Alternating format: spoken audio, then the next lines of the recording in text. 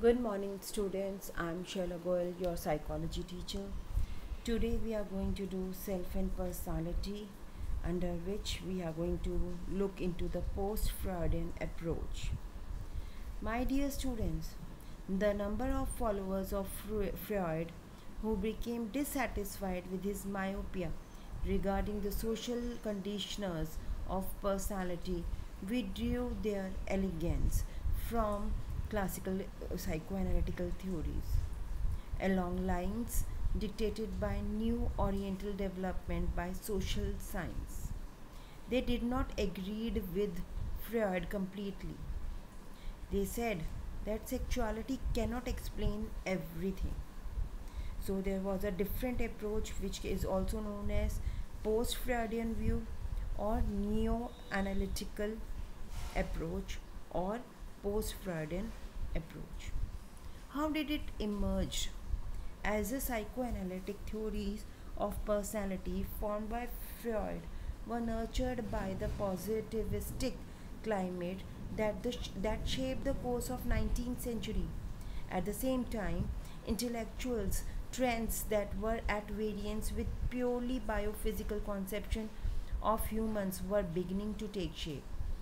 During the later part of the 19th century, sociology and anthropology began to emerge as independent disciplines. Post Freudian approaches, a number of theorists further developed their ideas following Freud. Some had worked with him and then moved to develop their own versions of the psychoanalytic theory, and they are known as neo-analytical. See, students, they did not believe that sex and aggression and the tendencies of it are the prominent have the prominent role in the personality. They said that human qualities of creativity, competence, problem solving, individualism, socialism are also affecting the personality.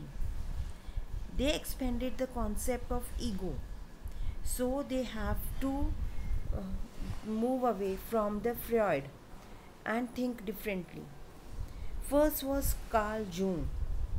According to him, all art intuitively apprehends coming changes in the collective unconsciousness. Now, Mr. Carl Jung gave the theory of aims and the aspirations. He said that aims and aspirations are the source of energy. Jung worked with Freud in his early stages of career, but later on he broke away from Freud. Jung saw human beings guided as much as by aims and aspirations as by sex and aggression. He developed his own theory of personality called analytical psychology. The basic assumption of his theory is that personality consists of competing forces and structures within the individual that must be balanced rather than between the individual and the demands of the society or between the individual and the reality. Now, according to him, everything is inside, not outside, right? And the person has to work from inside. He gave the concept of collective unconsciousness. The collective unconsciousness consists of the sum of the instincts and their correlates, the archetypes. Just as everybody possesses instincts, so he also possessed a stock of archetypical images. Now, these images are inherited, they are not individually acquired. What are these archetypes? The contents of the collective unconsciousness are archetypes. These are the primordial images that reflect basic patterns that are common to us all and which have existed universally since the dawn of the time. According to them, according to him, Jung claimed that the collective unconsciousness consisting of archetypes or the predominant images. These are not individually acquired but are inherited. The god or the Mother Earth is a good example of archetypes. They are found in myths, dreams, and arts of all mankind. He gave lots of images which were overlapping in all the cultures. He said these are inherited. जैसे ही दुनिया evolve हुई है वैसे ही ये हमारे मन में आ जाती है, right. These images are found in our myths, dreams, and arts, right? And the person then clarifies them, make them different from one another. Now, Jung held that the self strives for unity and oneness. It is the archetype that is expressed in many ways. That's what I've said. Archetypes is expressed in the individualistic manner. Every person will give a new shape to an archetype. But what a person strives for, that means he strives for unity and oneness. He devoted much of his efforts to study such expression in various traditions. Now, how we will achieve this unity and wholeness? A person must become increasingly aware of the wisdom available in one's personal and collective unconsciousness, and must learn to live harmony with it. Now, a person, what he talks about is that within a person, he has to get the unity and wholeness, right? And that only will bring the harmony in that person's life. And if he is not achieving this, then it can lead to further problems. Now, his difference from Freud was that he did not talk about sex and aggression totally. He also talked about various other things like unity and oneness, aims and aspirations, right? And collective unconsciousness. Whereas Freud only talked about unconsciousness. Karen Horney, she gave the view of optimism. According to Karen Horney, she was another discipline of Freud who developed a theory that deviated from basic Freudian disciplines. She devoted a more optimistic view of human life with emphasis on human growth and self actualization. She said that a person wants to grow and achieve what he is worth, and that's why she gave the concept of human growth and self actualization. Freud's Horney's major contribution lies in her challenge to the Freud's treatment of women as inferior. Actually, whatever Freud has written, it was based on his studies on male, and according to him, females were inferior, and that is the concept that was really challenged by Karen Horney. According to her, each sex has attributes to be admired by the other, and neither sex can be viewed as superior or inferior. She countered that women are basically more likely to be affected by social and cultural factors than by biological factors. Now, according to her, that no sex can be viewed as inferior and superior. Actually, because Freud gave a concept of penis envy and she did not like it, and she said, countering that they female and males, or men and women, or male or female, they are all equal, right? Biologically they are equal, but what the difference becomes here is the social and cultural factors. These influences the genders, and that makes the difference between the women and the men, right? And women are more affected by these factors, not the males. She argued that the psychological disorders were caused by disturbed interpersonal relationship during childhood, when parents' behavior towards a child is indifferent, discouraging, and erratic. Now she is putting all the things that is because of the interpersonal relationships, the problems in the interpersonal relationship, as a resultant to the basic anxiety. Now, why the basic anxiety arises in a child? Because he's being discouraged, his feelings are not secure. That is why a basic anxiety arises. Now, there is a deep resentment towards parents, or basic hostility occurs due to this anxiety. By showing excessive dominance or indifference, or by providing too much or too little approval, parents can generate among children feeling of isolation and helplessness, which interfere with their healthy development. Now, students, you have to understand that according to her, the parenting is the basic source of basic anxiety. And if the parenting is good, then the child's mind will be balanced and there will be lack of anxiety, which is good for his healthy development, right? So we have to be she put light into lots of things like the interpersonal relationship, self actualization, basic anxiety, interpersonal relationships, and gave a different view to the psychology. Next is Alfred Adler. Adler's personality theory focused on the lifestyle and social interest as a source of energy, that is, attainment of the personal goals. That means he talked about the personal goals, social interest, and the lifestyle of an individual.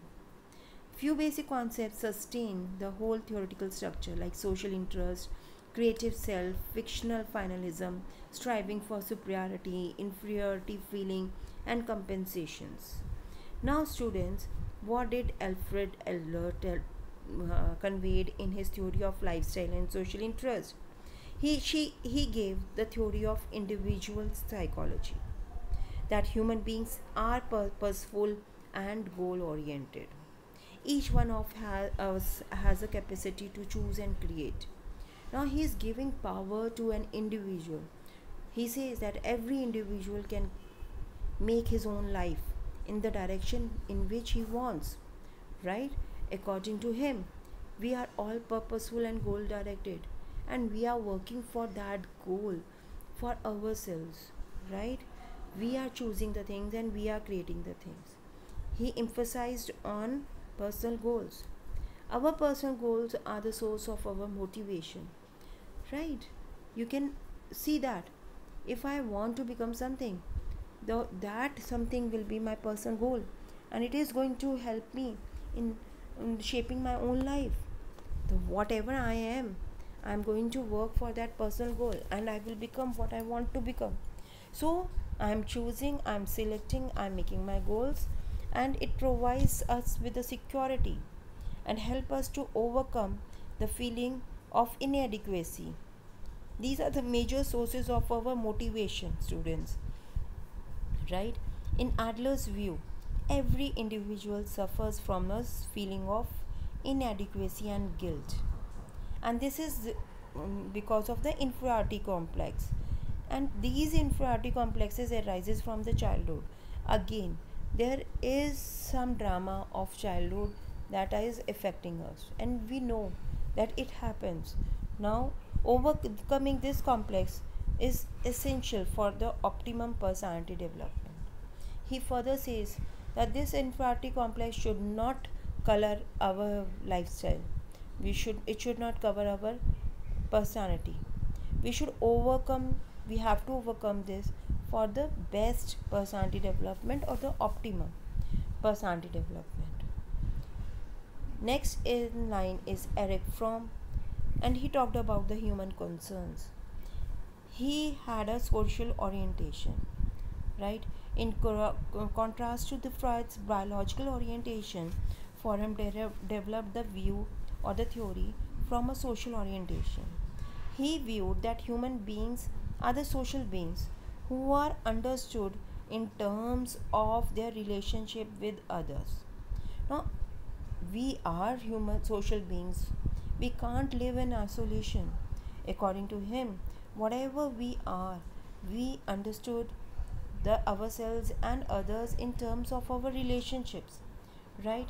He argued that the psychological qualities such as growth and realization of potentials resulted from the desire for freedom and striving for justice and truth. According to him, we have character traits of the personality that is developed through our experiences with other individuals. Now he said that we can only grow if we have potentials, and these potentials arises why? Because we have a desire for freedom. हम कुछ चाहते हैं, हम कुछ दूसरों से अलग करना चाहते हैं, हम चाहते हैं कि ट्रुथ और जस्टिस प्रिवेल करे हमारी सोसाइटी में, और यही सब चीज़ें जो होती हैं वो हमारे एक्सपीरियंसेस ऑफ पोटेंशियल को एक अलग नज़रिया देती है और हमारी ग्रोथ होती है डिफरेंट डायरेक्शन में. And that is what our psychological qualities are, right? And that makes our whole personality too.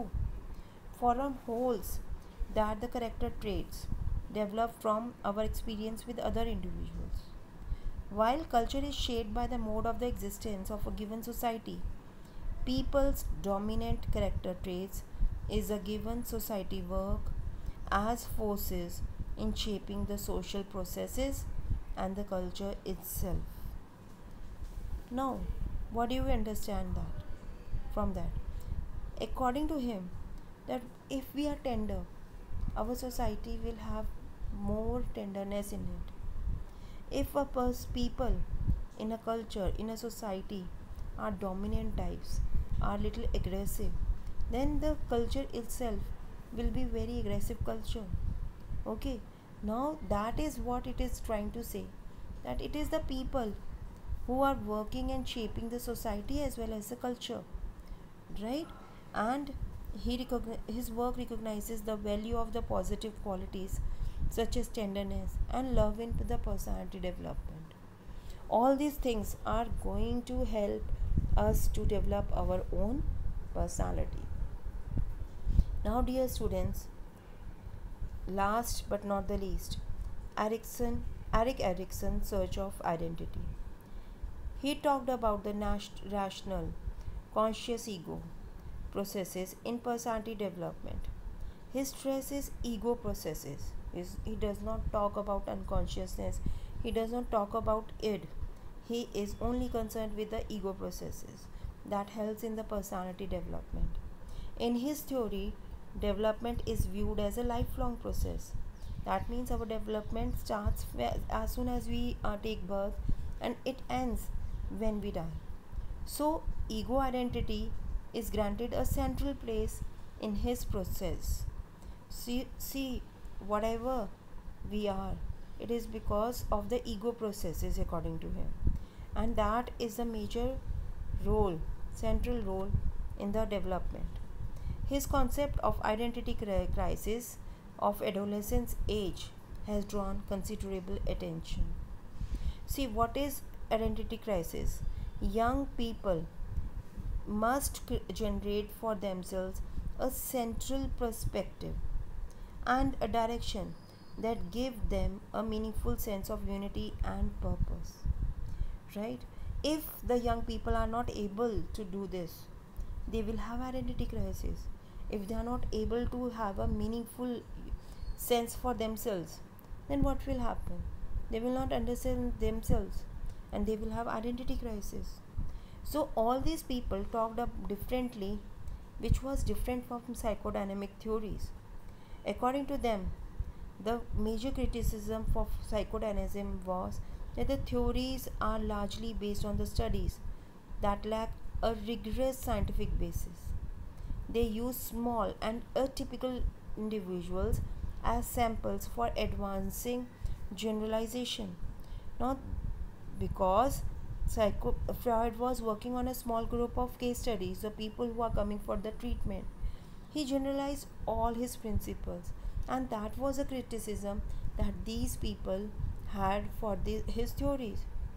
Now, students, next in line is that Freud has used males as a prototype of all the human personality development. He overlook the female experiences and perspective, and that is the main problem. That is why the famous psychologist Karen Horney deviated from his this approach, Freudian approach, and gave this theory of optimism. Students, every aspect is important because they have shaped psychology. It has made psychology what it is today. If they had not diverted, we would not have gone through the social perspective or individual perspective. So they have also contributed a lot, right? We cannot ignore their contribution. I hope you have understood it and you will go through it thoroughly. Thank you, students.